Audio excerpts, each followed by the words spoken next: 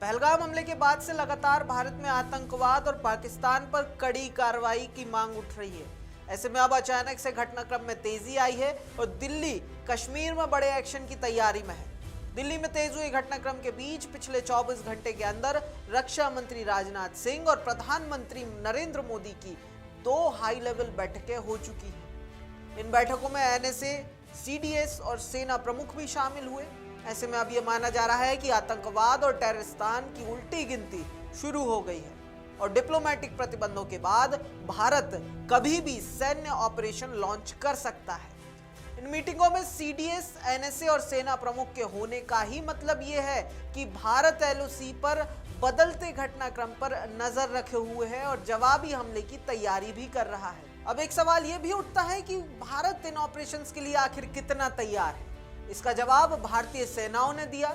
भारत की तीनों सेनाओं ने पाकिस्तान को सोशल मीडिया पर वीडियो शेयर करके चेताया है। इंडियन आर्मी, नेवी और एयरफोर्स ने अपने ऑफिशियल एक्स अकाउंट पर बीते कुछ दिनों में कुछ पोस्ट शेयर किए हैं।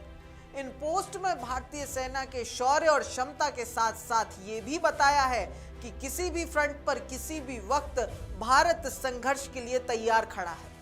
भारतीय सेना अपने इस शौर्य को दुनिया के सामने बिना पहले किसी ऐलान किए सर्जिकल स्ट्राइक और एयर स्ट्राइक के समय साबित कर भी चुकी है और इस बार तो हर तरफ से भारत ने कड़ी जवाबी कार्रवाई करने का ऐलान भी कर दिया है। ऐसे में सेनाओं के पोस्ट के बाद प्रधानमंत्री नरेंद्र मोदी ने अपने मन की बात कार्यक्रम में फिर एक बार कहा कि हमले के पीछे किसी को भी भारत छोड़ेगा नहीं।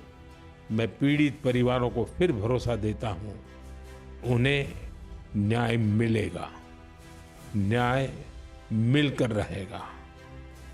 इस हमले के दोषियों और साजिश रचने वालों को कठोरतम जवाब दिया जाएगा। इस सब से तो साफ है कि इस बार भारत सर्जिकल स्ट्राइक और एयर स्ट्राइक से भी कुछ बड़ा करने की तैयारी कर रहा है।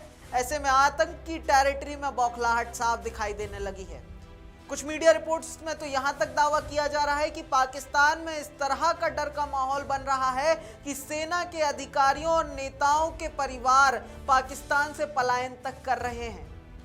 खैर, अपनी बौखलाहट छुपाने के लिए पाकिस्तान बड़े बड़े दावे भी कर रहा है। पाकिस्तान के कई मंत्री भारत को परमाणु बम और युद्ध की धमकी तक दे रहे हैं। ये जो गोरी, शहीन, गजनवी, ये चौकों में सजाने के लिए नहीं हमने रखे हुए, ये हमने हिंदुस्तान के लिए रखे हैं। बाबा, ये जो 130 एटॉमिक हमारे पास वेपन है, वो हमने सिर्फ मॉडल बनाने के लिए नहीं रखे हुए। इस सब के बीच पाकिस्तान के प्रधानमंत्री शहबाज शरीफ पूर्व प्रधानमंत्री और अपने बड़े भाई नवाज शरीफ से मिले। शहबाज और नवाज के बीच मौजूदा भारत पाकिस्तान संबंध और तनाव को लेकर चर्चा हुई। रिपोर्ट्स की माने तो नवाज ने शहबाज को भारत से संघर्ष से दूरी बनाने और डिप्लोमेसी का सहारा लेने की सलाह दी है।